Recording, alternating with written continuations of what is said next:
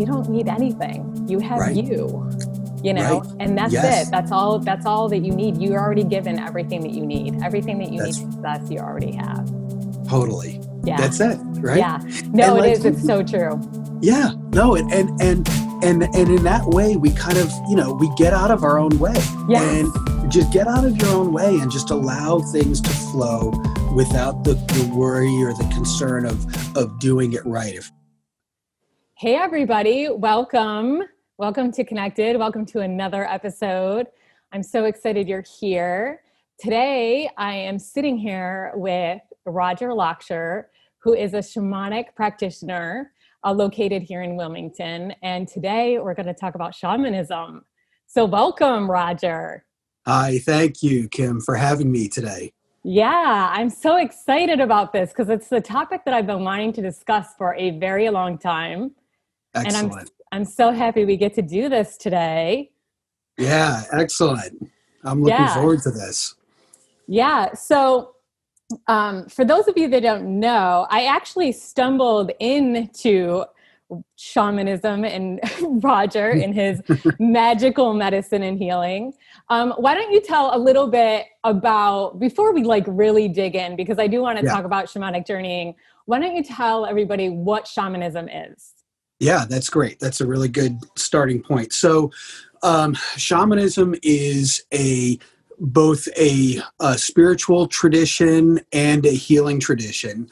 And I should say collection of traditions, because actually shamanism is not something that is found in just one culture and one place in the world. This is actually something that's found throughout the entire world.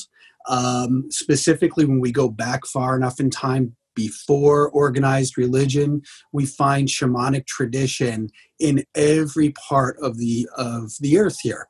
And so it doesn't really matter where our ancestors come from, whether they're from North or South America or Africa or Europe or Scandinavia or Australia or Asia. Spiritual traditions all stem from shamanic practice. And so what does that look like exactly?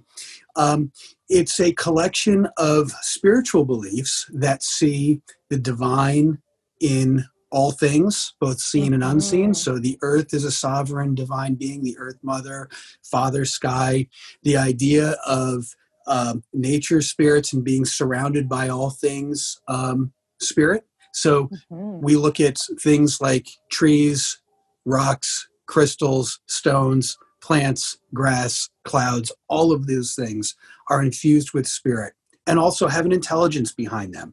So it's a spiritual connection, right? On the one hand, it's a spiritual connection in a way to see spirit in all things.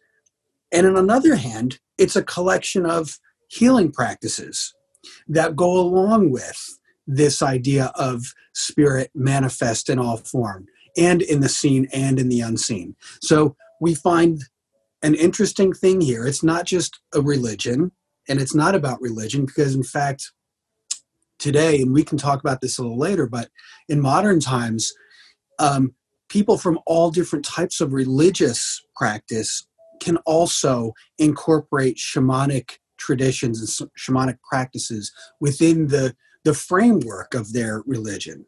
So what I've found really interesting over the years is how incredibly similar shamanism is, no matter where you go on the earth or in this world. Whether we're talking about, Celtic shamanic practices or practices from African traditions or practices from North or South America, these traditions and practices are so incredibly similar. And yet people were separated by oceans and continents and time, right? Unbelievable. This can't be a coincidence.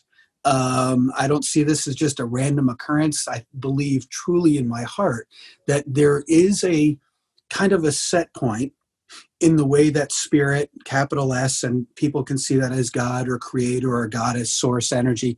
There's a set point. There's a set way that spirit communicates with us when we get past the dogma of religion and things. There's really a set point, and it's very simple. It's a simple, in its framework, it's somewhat simple in that it's seeing the world and our world and each other as divine beings, and everything that we come in contact with has an essence of that divine within them. Yes. Um, Yeah.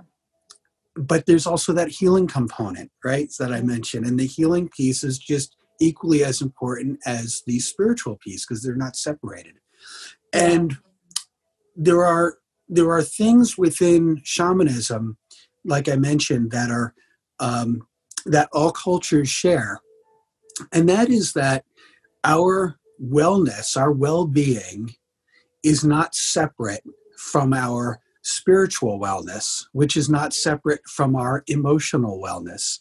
All of these things are intricately intertwined, right? Yes. And, we think about, living in a modern society where, if we're not feeling physically well, we may go to our doctor. If we're not feeling emotionally well, we may go and seek a counselor, like a clinical therapist. Maybe we're having like a spiritual crisis. We may go seek out a clergy person, right? Yeah. And these things are all very neatly compartmentalized. But in reality, these things are all they're interwoven and connected. And so shamans and the shamanic practice does not compartmentalize our physical wellness from our emotional wellness, from our spiritual wellness. So a shaman incorporates and considers all of those things when interacting with a tribal member or a community member, or someone within their family. So it's an approach to the healing piece is just as much spiritual healing as it is a physical healing and emotional healing. Does that make sense how I said that? It does. It does, absolutely.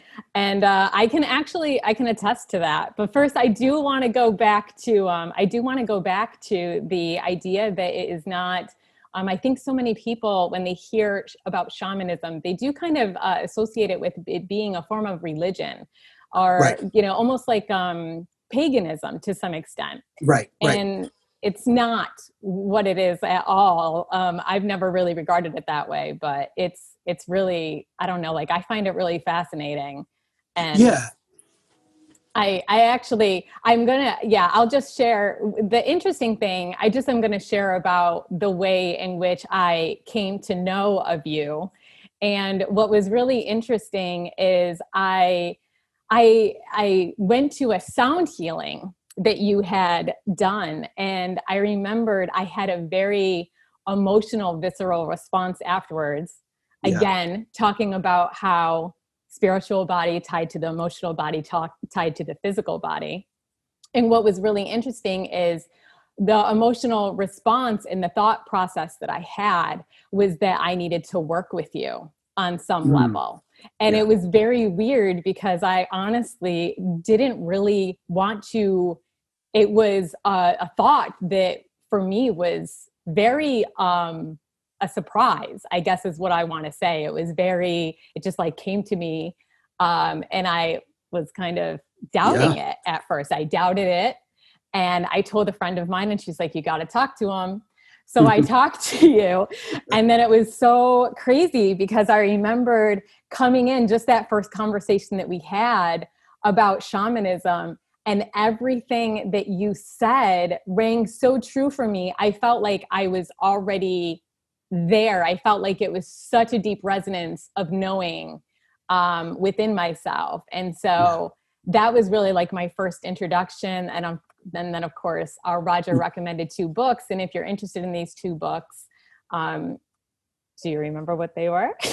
I would think that I probably recommended The Way of the Shaman, Michael Hunter. Yep. That's a classic. Anyone interested in shamanism should absolutely get that book and read it, and go through the exercises. And probably the other book I would have recommended would have been maybe Fire in the Head. Yeah, Fire in the Head. Cowan. Fire in the Head and The Way of the Shaman. Yeah. Yeah.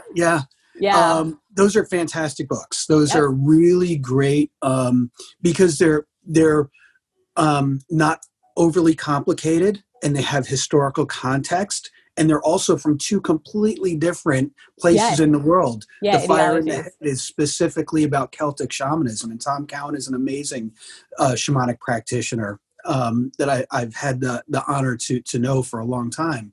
And the Michael Harner book, The Way of the Shaman, is probably seen as one of the best introductions to shaman. It was written back in the 1950s or 60s, somewhere around there, and through his work as an anthropologist, and living amongst indigenous people in South America. So yeah, those are fantastic reads, and I definitely recommend them.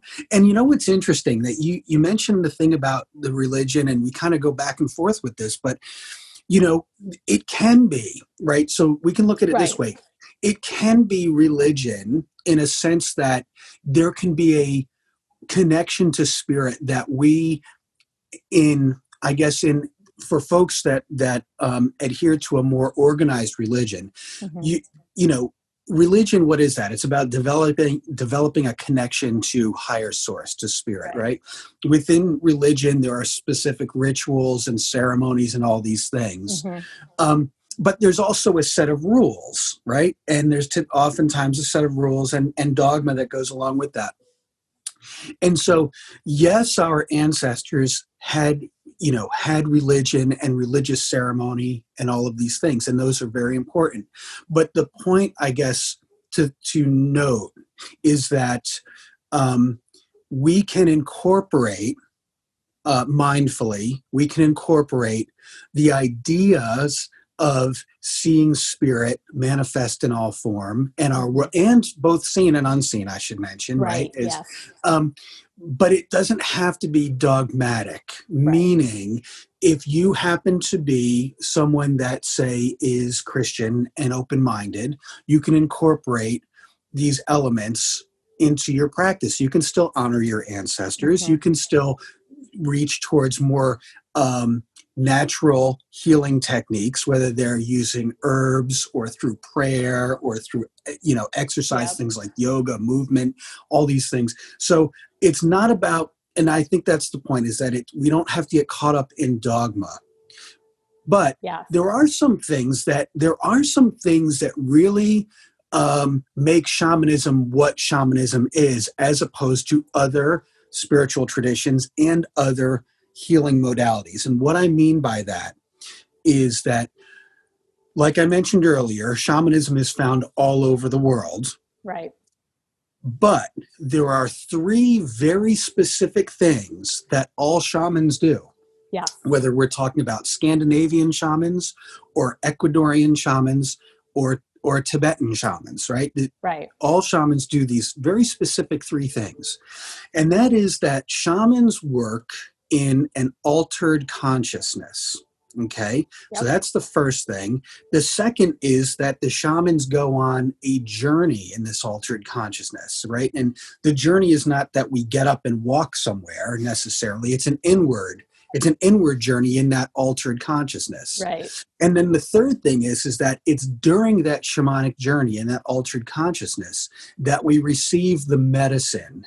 And the medicine is either the message, the healing technique, the connection to our spirit guides, and we bring that back. And that is what is shared with our community, our tribal people, our friends, family. So it's those 3 things specifically that make shamanism shamanism. Right. So certainly not all healers are shamans. Certainly not all clergy members or priests or priestesses are shamans. Not all people who work in more therapeutic, like clinical therapy thing, that's not shamanism. Yes. Though the shaman fulfills those 3 roles and does them within the context of altered state, shamanic journey, and receiving the medicine while they're on that journey. So those 3 things are specific. And those 3 things, the altered consciousness, and what Michael Harner in that book, The Way of the Shaman, he actually calls it the shamanic state of consciousness. We reach that state through different techniques. And all of the techniques are equally valid, but they're different techniques. And so some traditions will use drumming, right?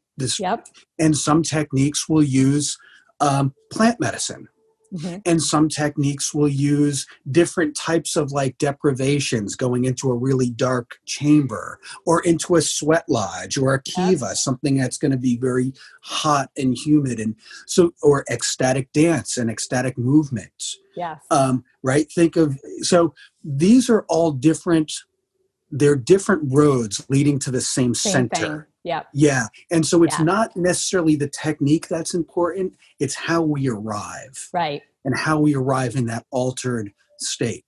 And each tradition has their techniques to do this. Yeah. And each one is equally as valid. And for some, it's plant medicine. For some, it's drumming. For some, it's movement and ecstatic dance. For some, it's a combination of those things. Yeah. You know, these things don't just exist independently either, right? So there might be some traditions where drumming and plant medicine is used, or some traditions where deprivation and deep prayer is used, or song or movement.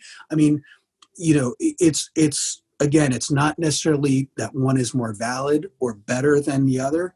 It's just different techniques to arrive at the same place. Yeah. Yeah. I remember that's what I loved about reading The Way of the Shaman I remember like texting you in the middle of me reading it, because I remembered being like, wait a second. I'm like, Roger, I swear to God, I reached an altered state of consciousness when I've been dancing. Yeah. And for me, like drumming it's so weird, because I feel very much so that percussion has always been like a very important, like, it's just weird. I've always been very strongly drawn to it. And it's amazing. I literally have wept and cried when I've been at like drumming circles, and I've had these very emotional responses. And I've always just been kind of like, what is this? And then I also feel that I've reached an altered state at the same token. And so I just feel that it really does. It speaks to me. The ecstatic dance, I swear, like I swear to God. But yeah, I do. I think I just find it all very fascinating. Yeah. Go right ahead. I'm sorry. And I really wonder if more of us kind of, that's why I kind of wanted to do this episode, is because I feel that so many people really don't know about it. And I really, I believe obviously that all of us kind of, we kind of all know this. We all have experienced it in some way, shape, or form in a different, in any capacity really. But right. I definitely, and I'll share a little bit later about my own experiences with you, and just how insanely eye-opening they have been. But yeah. Right.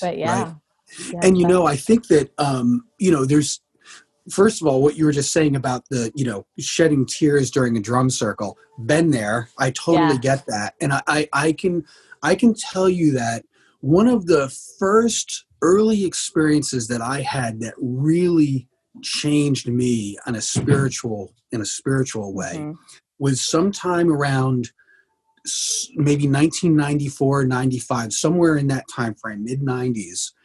I'd gone to a big gathering in upstate New York called the Starwood Festival. And there's, maybe 1,500 people that would go to this or more.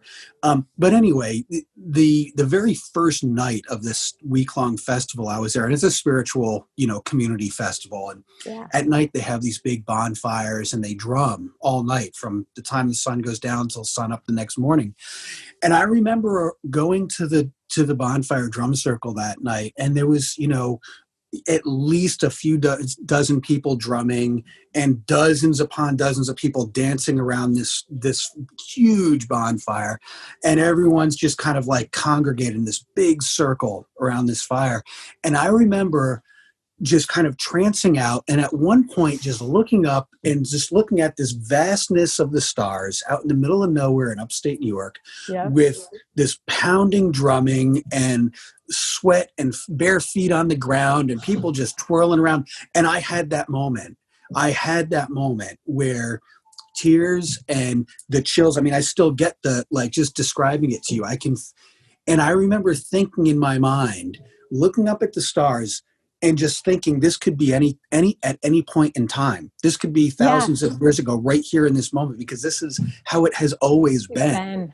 This is how it has always been. And I immediately had that like time stood still for me, where it didn't matter if it was 1995 or whatever, or if it was like 3,000 years ago. It didn't, and anywhere on the planet, it just, everything just stopped at that moment. And I had one of those, wow, this Yeah. is it, you know?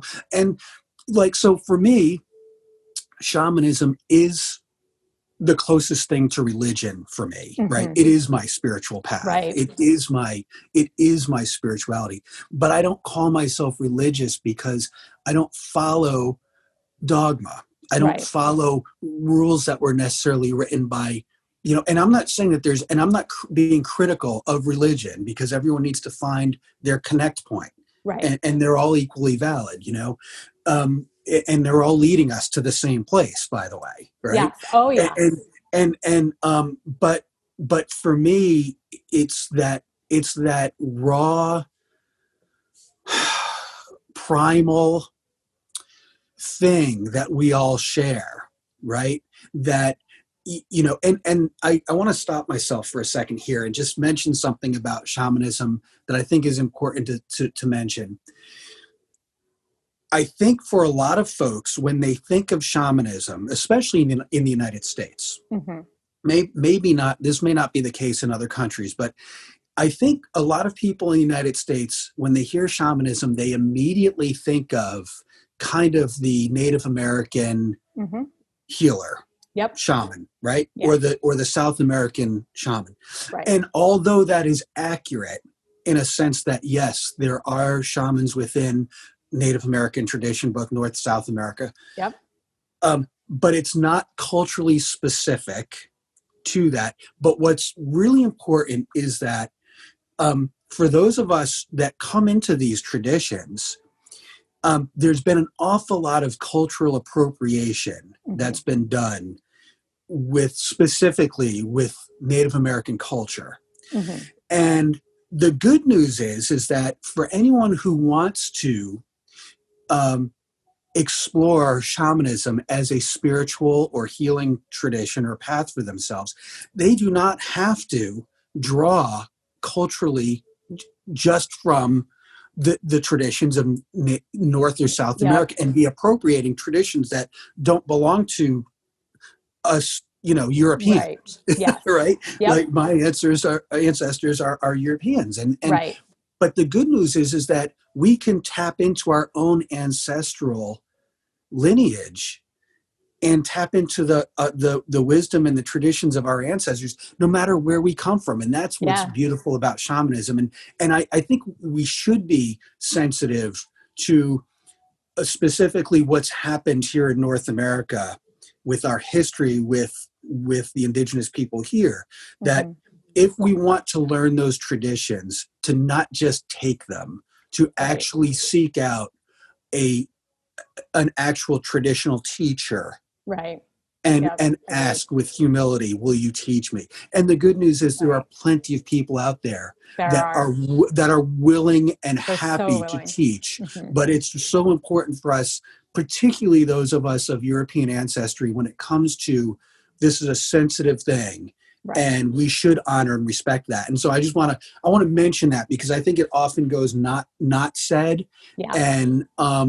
And to also realize it's empowering that we can claim our own traditions in this, you know. And if we want to learn about practices in South America or North, we can go and we can seek out those teachers, but not just read a book on it and say, okay, so now, you know, I can claim all these traditions for myself. That's very, very insensitive. And we get a watered down, diluted version of these things. Oh, completely. So it's so important that, you know, that we find that we arrive at these things and we're willing to put in the time, the effort, and the sincerity and the humility to learn these things from those who came before us, or from traditions that maybe we're interested in. And just a little piece I wanted to throw out there with all of that.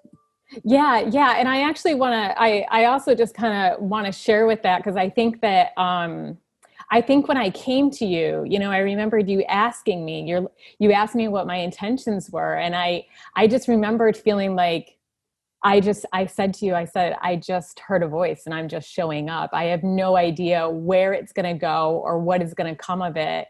but I really truly wanted to come from a place of, I don't know, I just am here to learn, and I'm here to absorb, and Yeah. and just learn. But it's crazy, because I feel to some extent that, because I feel that I already felt a lot of the things that you discussed, that, that source is seen in all things, that, it's present, and just that connection and that honor in that reverence.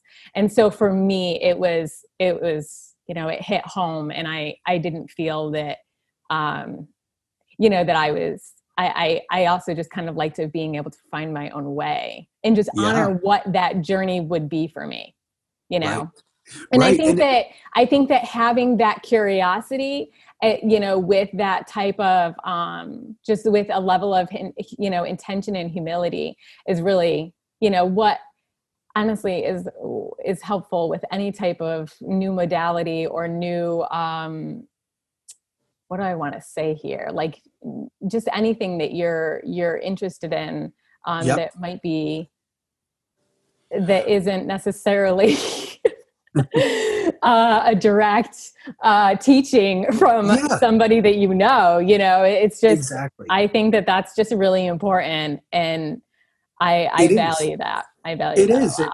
And that's a really good point, because, sometimes we don't have the opportunity to really seek out the teacher, right? To Mm-hmm. learn these things. So what do we do then? So it doesn't mean that we have to be stagnant in our own spiritual development or our own Right. process, right? We can develop our own traditions Mm-hmm. for those listening to this. If they feel they don't have an access to a teacher or a mentor, someone that can teach them these things.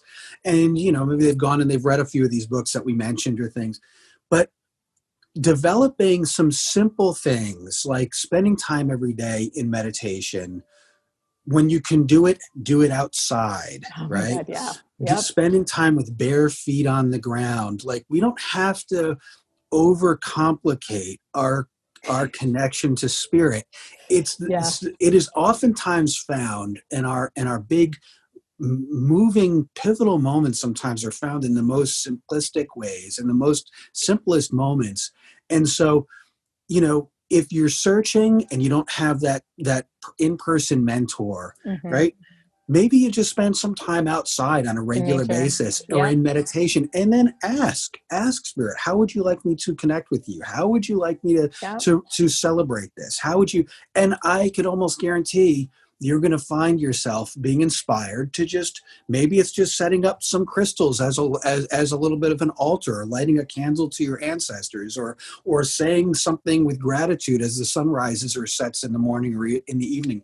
But any of those pieces of inspiration are not any less valid than any other tradition that's been around for thousands of years. No. I mean, think about that, right? Yep. Because it's about your personal connection. Now, there is absolutely a lot to be said for tradition and learning the Right. right ways and the proper ways and the why and the how when it comes to certain things, Right. particularly when it comes to like healing modalities. And if people are interested in working in healing with others, or Right. working with certain spirit allies, like plant allies, plant medicines, things like that, absolutely there is a time and a place to Mm-hmm. learn tradition and the whys Absolutely. and the how, so that not only it can have meaning, but so that it can be effective and so that it can be safe.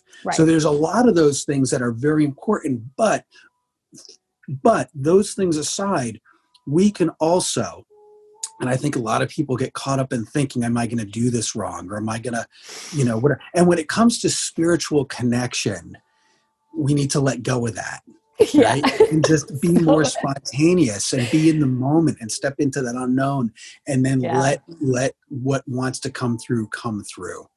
Yeah. And the magic is always in that moment, and it's going to be the most purest form, because it's not being filtered through the lens of somebody else. Mm-hmm. So you can think of it that way too, is that you're not being told this because someone else had this experience. Well, Kim, here's the experience that I had, and this is going to Yeah. be your experience too.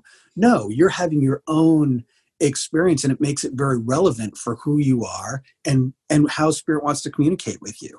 Yeah, absolutely. Yeah. Absolutely. I think it's so important I feel like an entire episode could be talked about how many roadblocks we set up to our own spiritual like path, because we think that there's things that we quote unquote like have to do. It's Yeah. like there's so many times that people say, well, how do I manifest? Like, do I have to get this and do I have to get that? And I'm like, you don't need anything. You have Right. you, Right. and that's it. Yes. That's all that you need. You're already given everything that you need. Everything that you need That's to possess, you already have. totally. Yeah. That's it. Right. Yeah. No, And it like, is. It's so true. yeah, no, and in that way, we kind of, we get out of our own way, and Yes. just get out of your own way and just allow things to flow without the worry or the concern of doing it right. If we're approaching our own spiritual path, being humble and not, Mm-hmm. like coming off like we're trying to command or control, Yeah. right? Yes.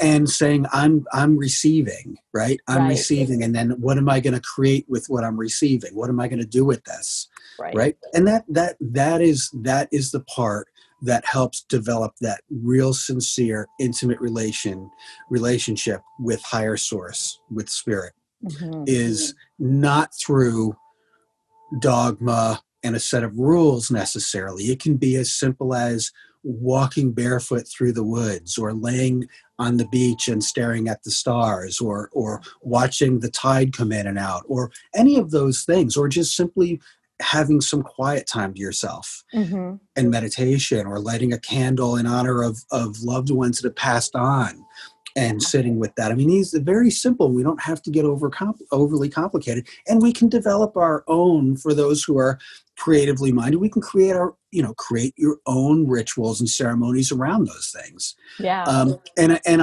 I can almost guarantee that whatever comes through is going to be effective, because it's a pure direct link to source, not Right. filtered through someone else's. And again, tradition and all that is fantastic. And but people shouldn't feel stuck if they don't have that plug-in to tradition. They can start their own. And then, when it comes to certain things Yes. like healing modalities, plant medicines, things like that, that is where tradition, teaching, mentorship, all those things are incredibly important. Yeah. But certainly when it comes to the spiritual piece, Oh yeah. yeah, open heart, and you're good to go. Yeah. Heart Yeah. chakra wide open. Yeah, it's really, I don't know, it's really fun. Like when I reflect back on how I kind of came upon this space, because I do feel like it was very organic. I kind of like was listening to you when you were referencing, lighting a candle for your ancestors. And what's so funny is part of my meditation practice is, the first thing I do is I light a candle. And I remember there was a point in which I would sit down to meditate where it just went from me meditating, right, creating essentially a blank canvas, to me sitting down and saying, okay, I'm listening, I'm here.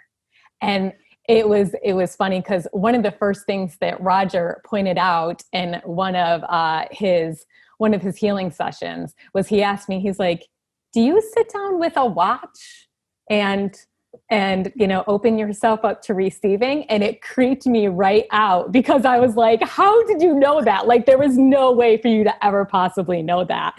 And it's so true. I sit down every single night with a watch, and Wow. they just know. They're like, okay, Kim's ready. She's creating space for us to come through. And they have Wow. so many times. Wow. How And cool. so, yeah, no, I mean, this is the thing. I know you work with so many people, so it's impossible I for you guys totally to remember forgot this that. stuff. Yeah.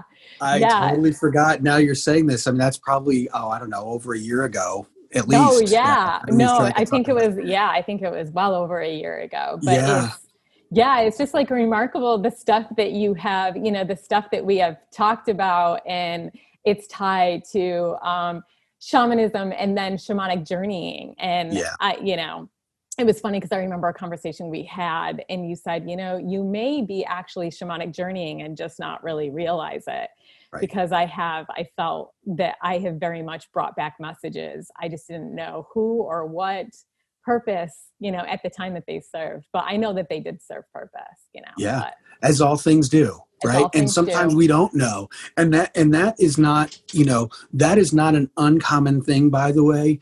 Oftentimes during the shamanic journey, the messages or the things that we receive aren't always really clear to us initially, No, right? They're not always, no. it's not like we come through and go, oh, I know exactly what that means. Yeah, Oftentimes these things are metaphor or they're symbolic to what is going on with us, either internally or externally. So sometimes it takes some time to yeah, kind of unpack what we've experienced in a journey. Sometimes it requires a little more additional meditation and reflection time and contemplation to really yep, integrate those pieces and feel what that is that's going on. Why did I see these things? Why did I experience these things? Sometimes it requires a little bit of divination afterwards to kind of look a little further as to what absolutely.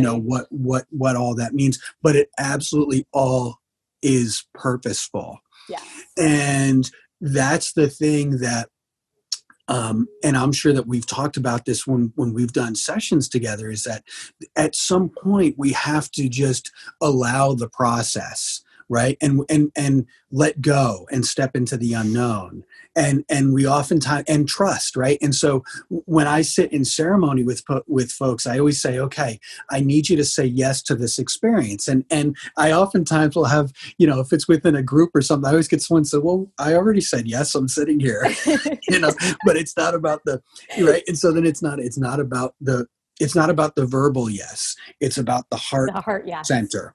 Yes. Yep, And with that is the releasing of expectation, because expectation makes things small. yep, Expectation puts things in a box. And so I always share with people to release expectation. Expectation is just another word for limitation. yep. You're putting something in a box and spirit doesn't fit there, right? It No, can't be contained. It is in the box, but it isn't the box. right. It's outside. And so we have to let go of the limitations, the expectations, and say yes to the experience, and then trust that whatever unfolds during a journey or during a healing, those things are exactly as spirit intended for us, so that Right. we're not trying to control. And there's a certain amount of allowing that, of just stepping into the unknown. And by the way, when we step into the unknown represents limitless possibility, Yep.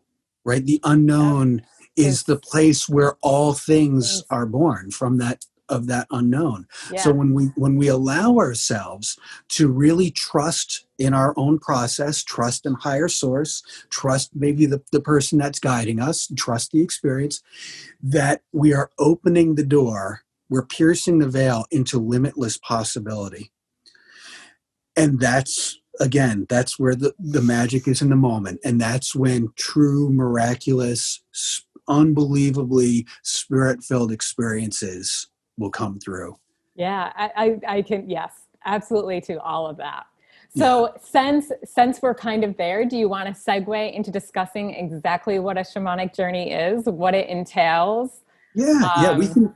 from kind of Sure. like the beginning of the experience, and Yeah. then yeah, because I think like people are like, okay, what is this shamanic journeying? I'm not Yeah. understanding, and I don't want to get too much into it before, because yes, because accepting, sitting back, not striving, keeping yourself striving was a big one for me. Not Yeah. striving, letting go of expectations, all that stuff. Yeah. So yeah, So, all of these things that we're discussing, we could spend days upon days and hours upon hours, on any one of these topics, because they're yeah, vast and they're dimensional. There's multiple dimensions to these things. So, in a very short amount of time, I'll try to condense in a few minutes what that looks like. yeah. Um, because this could be the never-ending I know podcast. it really could. Um, but so the shamanic journey, in essence, is where I mentioned that altered state of consciousness, right? And so for those listening that are trying to kind of get their brain around what that looks like, on some level, it's similar to a very, very deep meditation, okay, on a certain level, Hmm. okay? It's more similar to a hypnotic state, Hmm. in fact, than a meditative state. Although we do tend to dip into some of those slower brainwave states that can happen and can occur in meditation. It is more similar to hypnosis. Okay, so we're delving down into and tapping into our subconscious mind is what we're, in essence, what we're doing. Right. But how are we doing that? So we are doing that through a series of intentioned actions and exercises. And so like when you and I have done Journey together, I have guided you with my voice through relaxation techniques, some deep breathing, get you very relaxed so that you can start to slip into that kind of dreamlike state. And everyone's had that moment in their life where they're laying in bed, maybe they're reading or watching something on TV, but you start to slip out, but you realize like that you're starting to fall asleep, right, and you're kind of in that in between. Yep. Where you're still kind of aware of the fact that you're not asleep yet, but you find yourself drifting.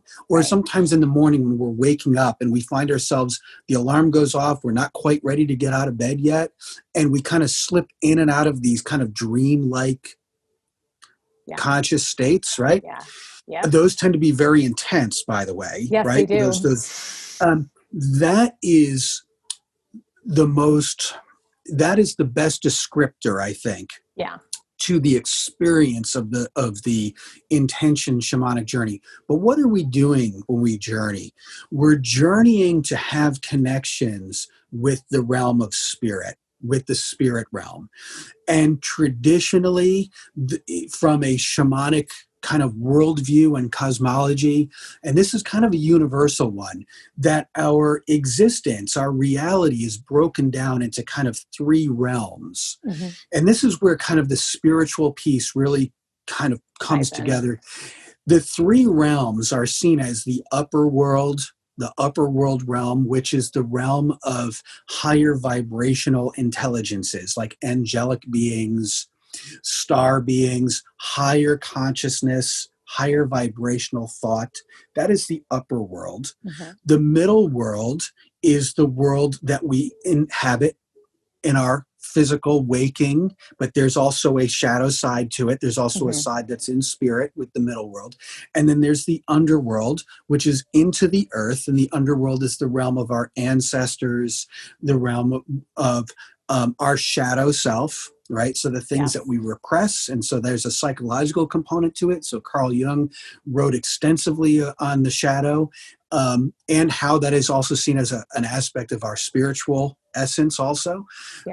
And these three worlds, these three specific locations are accessed through the idea of the world tree. And so just about everywhere you look in cultures around the world is this idea of this world tree, with the branches reaching up into the heavens and the roots looking just like the branches reaching up, equally reaching down deep into the earth. And in some traditions and some shamanic techniques, people actually use the tree, the visual of the tree, to kind of feel themselves climbing up into the upper world, to have connections with celestial beings or higher vibrational beings, or climbing the roots down into the underworld to go and have an experience with maybe their ancestors, or delve deep into their own healing process. That's where things like the idea of soul retrieval. Or fragmented pieces of ourselves end up. And so we journey with intention to one of these three specific places, typically for a purpose. And so oftentimes with our healing, it comes to a surprise for some folks that, the concept of healing is, kind of white light and rainbows and unicorns. And oftentimes our real true healing actually is in the underworld. where it's the stuff that we've repressed, it's traumas that we haven't dealt with, it's stuff that that we don't like about ourselves, that we've stuffed down, that causes that idea of a fragmented self that we have to go back and get and collect. Yeah. That soul retrieval and reintegrate those pieces so that we can be more whole as an individual, so that we can truly work past those things. And so that's kind of in a really abbreviated nutshell, Right. the idea of the shamanic journey, because a short conversation doesn't do these things justice. And it's also incredibly difficult to articulate what journeying into these realms is truly like. Yeah. It's really hard to describe to someone who hasn't had an experience. And that's where the trust factor comes in, and the allowing yourself to say yes and step into the unknown, because it's virtually impossible for me or for anyone else to describe to you or to another person or to a collective of what you're going to experience, because it's unique. Although what's fascinating by this is that people tend to have the same types of experiences in these locations in different parts of the world. Yeah. Right. So people tend to have the same and will experience the same, even describe the same type of beings in these different locations, almost to a T. You know, and so again, that can't just be a random occurrence. I don't believe in just, random. This is synchronistic for sure. And it speaks to the truth of it. It's not about what one person tells another person that what the truth is. It's about being an experiencer. And so that we create our beliefs based on experience. Right? Our own personal experience. Yep, so our beliefs and our experience actually shape what our reality and what our truth is. Mm-hmm. And so if we're having actual experiences, we don't have to rely on someone else to tell us what we should or shouldn't be seeing. We are experiencing for ourselves. And that's where, and there are differences within shamanic traditions as to how these things are somewhat interpreted or how they're dealt with, right? And that's where different practices kind of come into play. But the overall concept of, again, these three specific realms, and those within those realms, they are multidimensional as well, mm-hmm. right? So this is very simplistic in the way I'm trying to describe this. Yeah. But certainly there is synchronicity between traditions for sure, and synchronicity between what we experience in these places. Yeah. Did I describe that well enough? I know it's really, it's very complicated, and I do feel like it's insanely unique and personal to each person. And that's where I feel that you really do just have to accept what you're being given and what you're being shown. And eventually, if not in that moment, the clarity will come, the purpose will show itself. And so it's just part of it. And I know, for instance, I very much remembered resisting. So just to share with everybody, one of the experiences that I had was I was with what Roger is kind of talking about in terms of how he helps people get into a hypnotic state, is he kind of walks you through a guided meditation, so to speak. And so oftentimes it begins with, picture yourself in a field or something like that. And so I was in a field that I visit often. And it was funny because there was essentially like a hole, just like a sinkhole just opened up in the ground with a staircase going down. And I didn't go. I resisted going because I was like, but that's not the tree.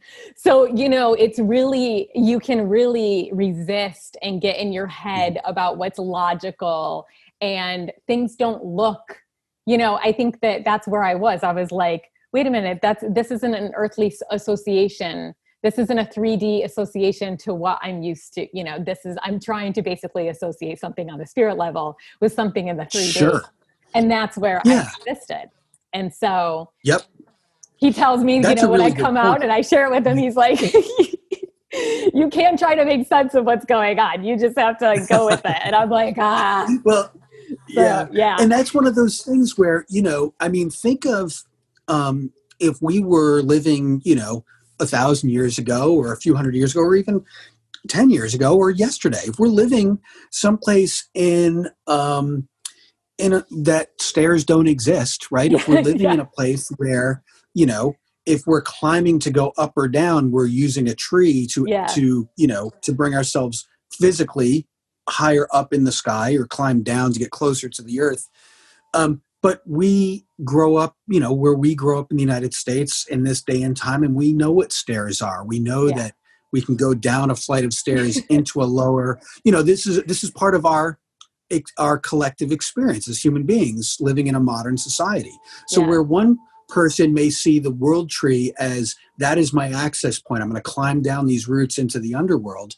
Well, for us that grew up living in homes in a modern society, when we go into that altered state, Spirit is showing us the staircase down or the staircase up. It doesn't have to necessarily be that concept of the tree, but what is Spirit showing us? It's showing us a way. It's showing us the way. Okay, here's the way. Here's the way. And so, and that's where it's kind of a delicate balancing act between guiding someone and allowing a process, right? Because one of the things that's important as a practitioner is not planting seeds for another person's experience. Right. Because it's really important that each individual has a unique experience for them, that a seed is not being planted as to what they may or should experience. Because then, right, we're going to move towards what's familiar. And even if you just heard it once, that's now familiar. And and it's human nature, we're faced with the unknown, to gravitate towards the familiar. And that's a really good example of it, right? And I totally forgot about that with you, but it's so true. And so sometimes it's better less said and less set up. It's more about the experience once we're there. Yeah. Yeah. But that's me and my sticky ways. I remember, and it's so funny too, because I literally walked right up to it and I was like, I don't know if I'm supposed to go down there. Like, I was like, is that my way? And that I think I got really logical about it. But it's funny though, because I feel like every experience that I've had, it's so crazy, because I feel like I always gain something. And I feel that it's weird, because even though like I can resist a little bit, I still feel like Spirit steps in a little bit and I didn't end up going down the stairs, but then I ended up, when I was actually transitioning out of the journey, is when I kind of experienced, that was when, I don't know if you recall, you probably don't recall this, but Roger and me, this is what is so incredible about shamanic journeying, I find, is that I experience something and he sees it. And so that was really creepy. So what happened was, you're laying, for those of you that, you're laying down and he's drumming away. And I basically did a backward somersault, flipped up, and did this whole, I was fighting. I was literally having like a warrior, it was basically like a scene out of I don't even know, out of like Gladiator or something. And I just remember I was rapidly moving, and it's almost like I was like doing capoeira tied to like other types of fighting. But what was crazy is when I came out of it, he envisioned basically painting me, preparing me for battle. And so it's just like these weird synchronicities that happen. And we're just like, whoa, what? Yeah. And so it's always incredible. I don't know. I find it always incredible. And I love that. I'd forgotten about that as well. Yeah. Yeah. And what's funny is that when I do ceremony with groups of people, what's so amazing is you can almost guarantee that if you have a small group of people together, that a couple people are going to share a journey, which is interesting. They will come back and describe encountering the same maybe spirit animal or the same landscape or the same message will come through. But I don't know that there's ever been a time that I've done a group ceremony where coming out of it and then doing like the kind of after journey process, like group process where we talk it through and talk about some things that we've experienced. It is unbelievable how remarkably similar, and sometimes it's exactly the same, that people will describe their experience. And it's again, that's like the miracle of what it is, and to not question it, to just be like, okay, not going to try to figure that one out, not going to try to left brain logic this to death, just going to accept it and say, wow, and that's where, to me, that's where the beauty and the truth of what shamanism comes through, is because it's not reliant on someone else telling you how to connect with spirit or telling you what you're going to see or telling you how it's going to be. That when you have these experiences, the shared experience is unbelievable. And we're tapping into a collective, a human. This is something that we truly all share as human beings on this planet, which is amazing. We have all of our bloodlines, no matter where we're from, we can tap into that and know that our ancestors did something very similar. And experience things very similar. And oftentimes those are the things, by the way, that oftentimes can be the most inspirational for us living in a modern culture and society that in many ways disconnects us from our ancestors, disconnects us from our natural world, disconnects us from the earth and the sky and the elements, because we live in houses and we drive cars and we're made to wear shoes and clothes and all these things that separate us from our natural environment. But yet this is where the truth kind of just comes whispering to us, because it's beyond the culture we live in today. It's beyond that. It's beyond the world that we live in, and it's timeless and it's still relevant, and we can get inspired to move ourselves forward spiritually and be better human beings through this, through these practices and through allowing and surrendering to the process, not surrendering like waving a white flag, like I give up, but surrendering and saying yes, saying I'm allowing, and so, totally cool. Well, it's interesting that you mentioned the ancestors, because that was my first experience, which you also called out the crows, which was funny because I had no tie to crows before that. But what happened was my grandmother greeted me, and I remember she grabbed onto my hands and she was like, I'm so happy you're here. Like, I remember actually when I was going into the journey, I felt that something was knocking. I get that when I'm in meditation a lot, is when I feel like they're trying to communicate. It's almost like an annoying knocking feeling where I call it knocking because I literally feel like they're knocking on my door. But she was like somebody was ready to come forward. And I just remembered she grabbed my hands and she's like, I'm so happy that you're here. And she's like, I cannot wait to show you.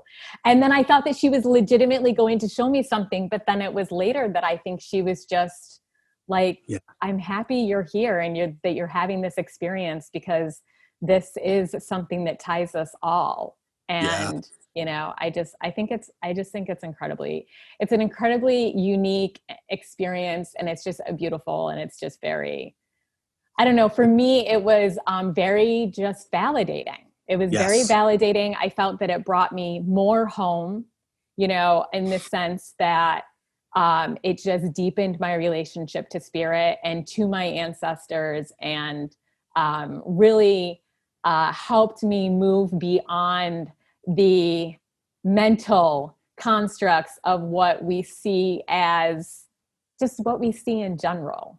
It doesn't matter in what state of consciousness we're in, whether or not we're here awake, or whether we're in meditation or what have you. But it was very, very, very valuable. But Yeah, I love that. I Yeah. love that. I remember out of the things you mentioned today, I absolutely, I forgot a lot of these things, but you mentioned your grandmother. I remember that clearly that Yeah. day. I remember you describing that to me, and how amazing that was in the moment to share that with you. And yeah, very, really cool. I mean, and the thing is that, it's not always going to be gentle. It's not always going to Mm-mm. be, sometimes these things shake us up a little bit. Sometimes these things cause us to do more work and show us that there's a lot more work to do.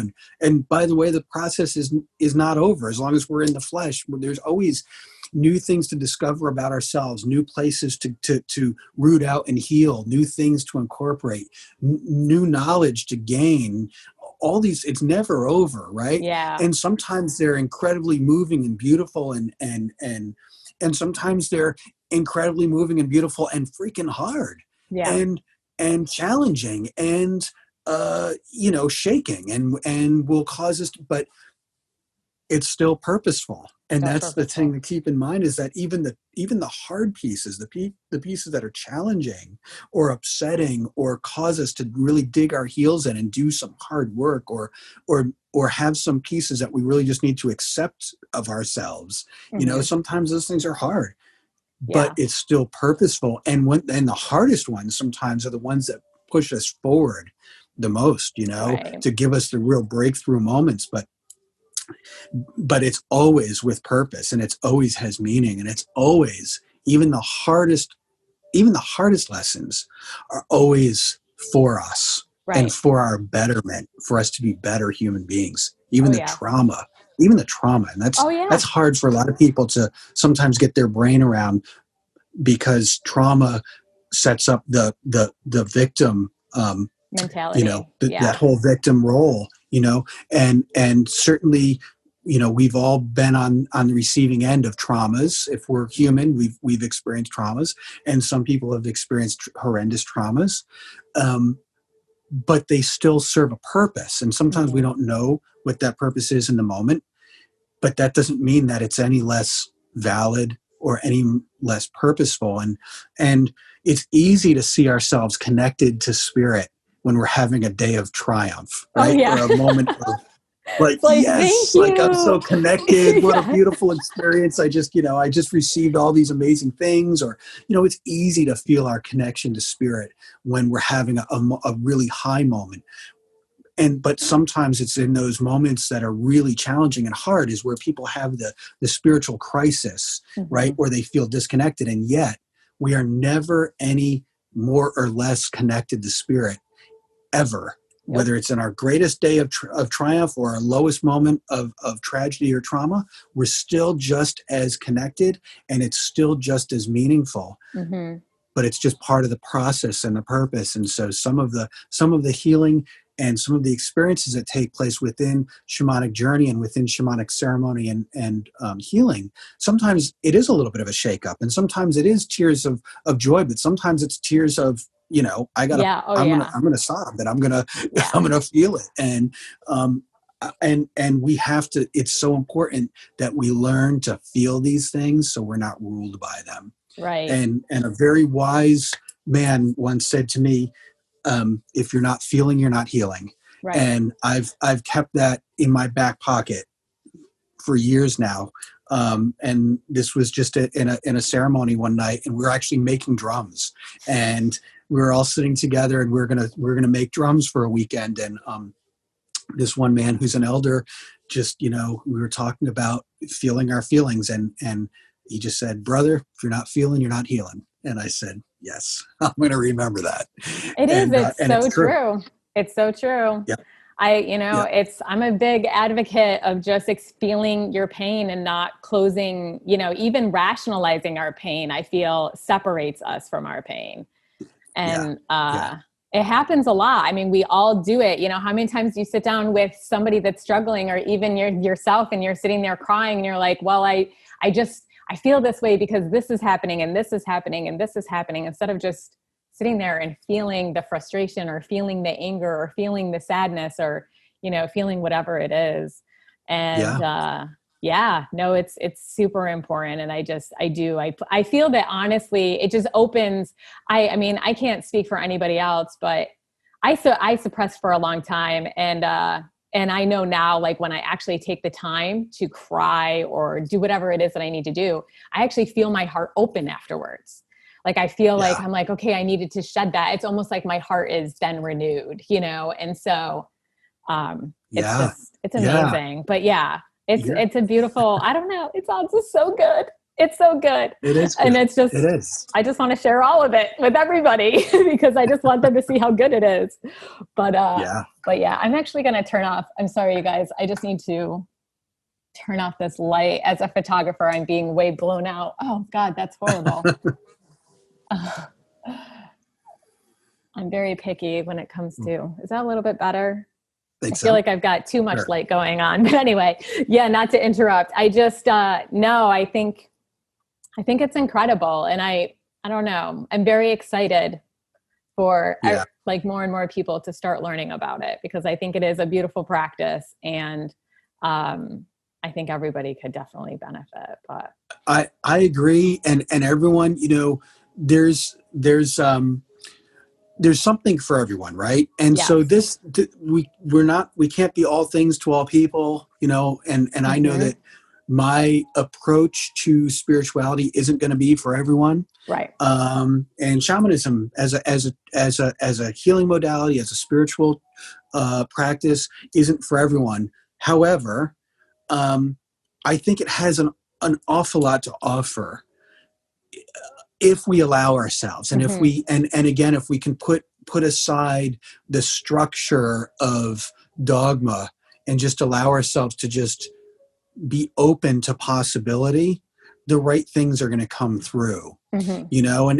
And people don't have to. The other thing too is that people don't have to go into shamanic journey or go into shamanic ceremony for healing or something like that with the intention of practicing shamanism as a tradition. No. In fact, 95 or more, probably more than that, probably 98 or 99% of the people that I work with do not practice shamanism as their own spiritual path, Right. but they come for guidance or journey or for healing Mm-hmm. or for, the marking of something special in their life. But it's not part of, okay, I'm going to practice shamanism now. Right. It's not necessarily that. And so I do believe it has something to offer for all people Yeah. because it's something that's in our collective as human beings.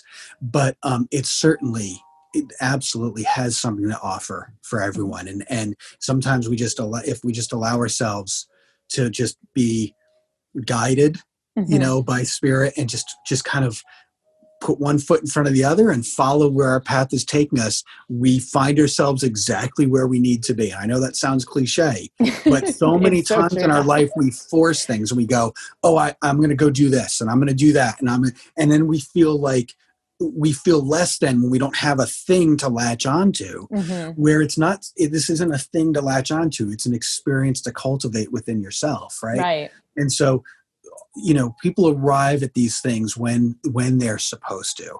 Yeah. And I'd be willing to bet that someone's going to listen to this and go, wow, I want to experience that. And Yeah. someone else may listen and go, you know what, that sounds interesting, but I don't think that's for me. And that's Right. totally great. That's Yeah. fine. And there's nothing wrong with that. No.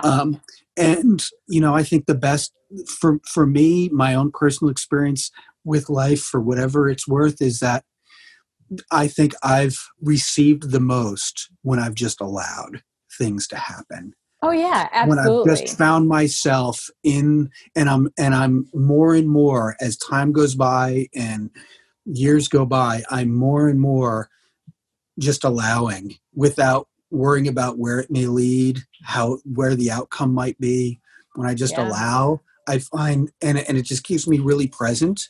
And then I find myself more times than not being led to exactly what I needed to hear or exactly what I needed to experience or something, given to me or an experience shared with someone. And the more and more I do that, the more and more I find peace.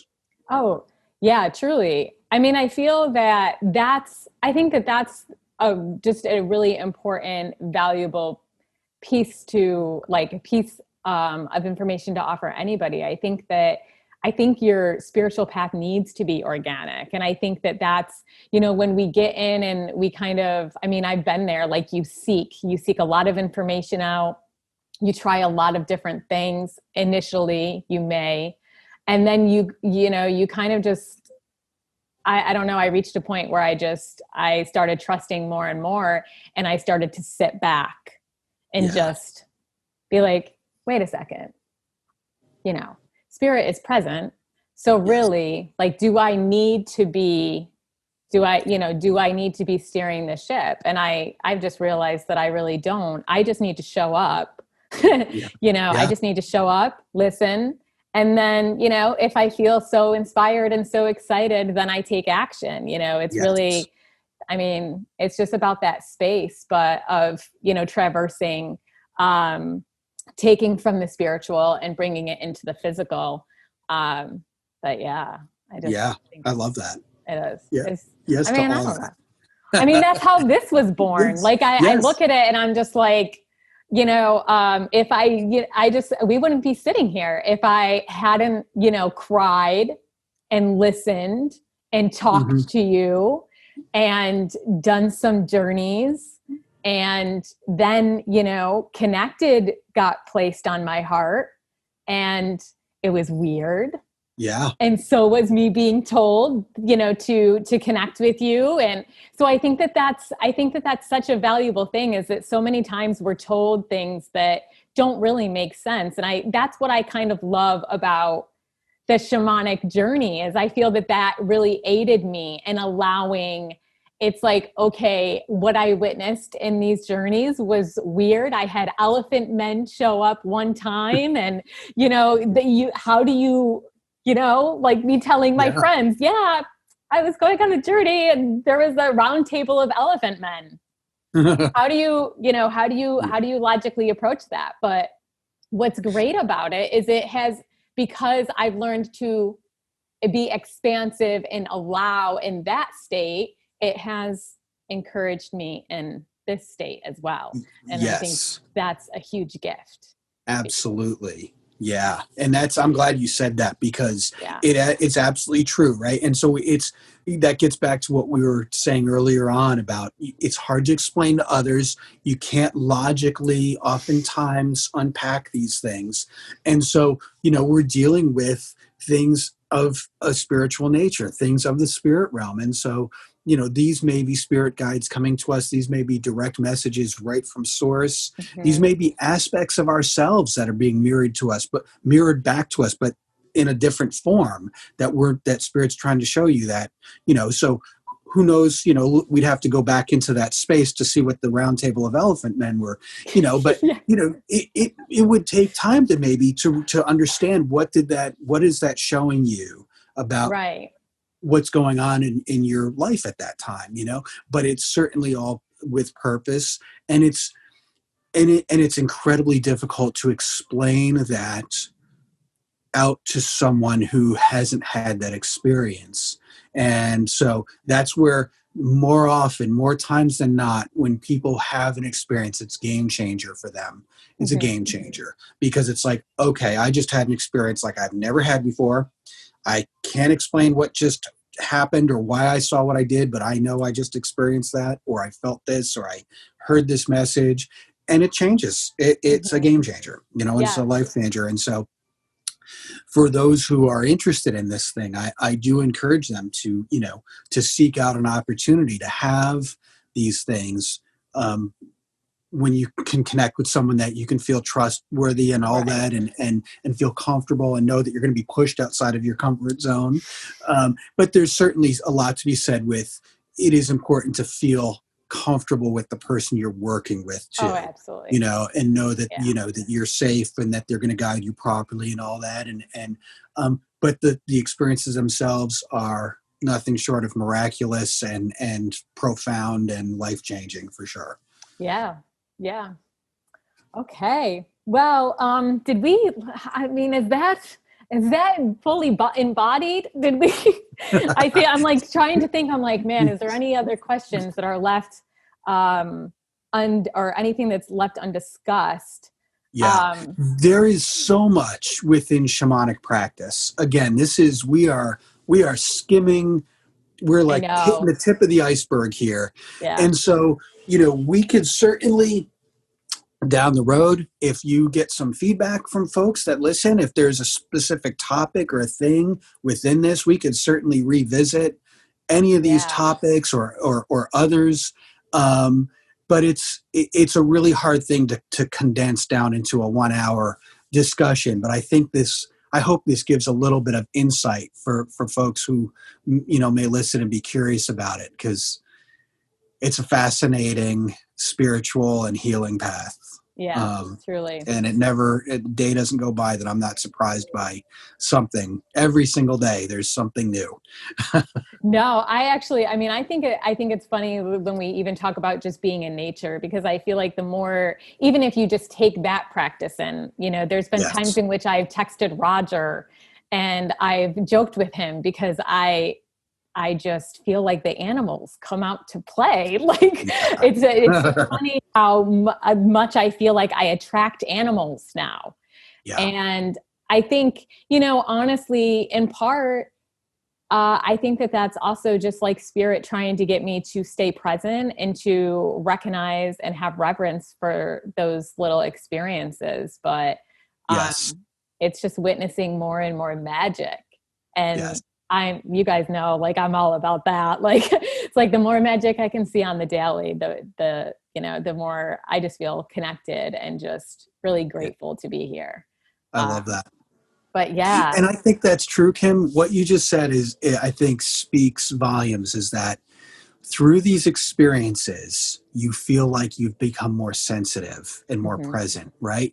And I Yeah. think that totally really kind of sums it up, because it's like we send a real clear message out to the universe that, hey, I'm engaging in this. I'm paying attention now, and I'm going to be quiet, and and it's in those quiet moments, or in that being outside in nature or something, and you start hearing the sounds or the interaction with animals or birds singing, and you start paying attention to that, and really, really allowing yourself to become sensitive to those intelligences. There's an intelligence there with those animals, with those plants, with the trees, with the grass or the sand or the earth you're standing on. There's an intelligence there. There's an intelligence that's trying to communicate, and they're communicating with each other, and they're no doubt communicating with us. But in modern society, we stop listening, and our ancestors knew how to listen. And so part of this is learning how to listen, how to be good listeners. And if we learn how to listen, then we can realize that we're part of this whole thing, that we're not ruling over. That's the big error is the human ego, right? Yeah. Out of The control. It superiority of serves a man. purpose. Yep. The ego serves a purpose, but it's out of control right now. And so we have this perception that we own this planet and it's ours. This is my place. Right. And I can do it with it whatever I want, as long as it serves me. Right. And instead, we need to take a step back, I think, and hit that pause button and start being good listeners again. Yeah. When we start listening, we're going to hear and see that the way we've been doing things has been wrong in many ways. Yeah. And the way we're living is not in alignment, and it's not in a good relationship with each other as human beings, and it's not in a good relationship with the other sovereign life forms on our planet, including the earth. And so if we can be quiet, we can be present, we don't have to overcomplicate our spirituality. Just that, and that simplicity, like you said, I think is the best way to sum this thing up, right? Yeah. Well, yeah. And I just feel like that there's so much, I think that that's it, is like honoring the wisdom that can be taken from where, spirit is present in everything. Yeah. And just like you said, the intelligence there, I had a young buck approach me last week, like straight up come within 8 feet of me. And I was standing there, of course, without my phone and my 2 dogs, and there was nobody around. And I just remembered, I literally felt like, I'm like, am I on a movie set? Is there, who else is seeing this? Because this guy just came right up and he just stood there and he looked at me, and then he just circled around me and jumped over, a barbed wire fence. Yeah. And I'm glad you didn't have your phone, I'm I know, glad you because weren't that would have distracted by. removed me from the moment. Yes, totally. Yes. Like, and that's like, and I'm not, and this is absolutely not I'm not making a critical Right. statement about No, you. Like, I'm no. glad you didn't But have your phone, but that's like the point is like, we are so attached to all this artificial stuff that when we have these miracles right in front of us, oftentimes our knee jerk reaction is, let me grab my phone and take a picture. share it. Yeah. And you're Yeah. taking a picture to save a memory of something that you're missing out on. Yes. You're actually Yeah. like, it's right in front of you. Like, and so I'm glad that you had that. It was just you, your dogs, and this other life form that came and wanted to interact with you. And that's what it was, you know? Yeah. Yeah. Um, Well, and I think about, even though we could discuss, whatever spirit wisdom is tied to that, whatever animal wisdom is tied to that, yeah. we could discuss that, but there was already lessons there. There was lessons that I didn't have my phone. And that was a choice that I made months ago, is that I was no longer going to walk in nature with a phone, Wow. because Good for you. I didn't want to remove myself from the present moment. And so that was a reminder for me. And also just, it's like when little things happen like that all the time, I cannot emphasize enough that a connection is made, that wisdom can be gained from those experiences, and that you can witness miraculous, magical things. And the Yeah. more that you open yourself up to that, the more you will receive that. And all those little instances become little nudges. They can become little nudges for you to take action in other areas of your life. And that's where I feel that sometimes we feel slightly misguided or misdirected. And it's just because I feel like that we're missing those callings. Yeah. And so, Wow. presence is just really important, and staying, I just feel like I can't say enough about presence, and just Yes. accepting that things are not there's so much more than we see here. Yeah. And we know that on a scientific level, we know that the eye can only see so much of reality, but Mhm. that's what really, meditation and diving into shamanism, mostly through journeying, has just like really solidified for me and Yeah. validated for me. So I know that I'm like just repeating myself, but it's only because it's just such a beautiful thing. And I just feel very, very fortunate that I've gotten to experience this with you I love that.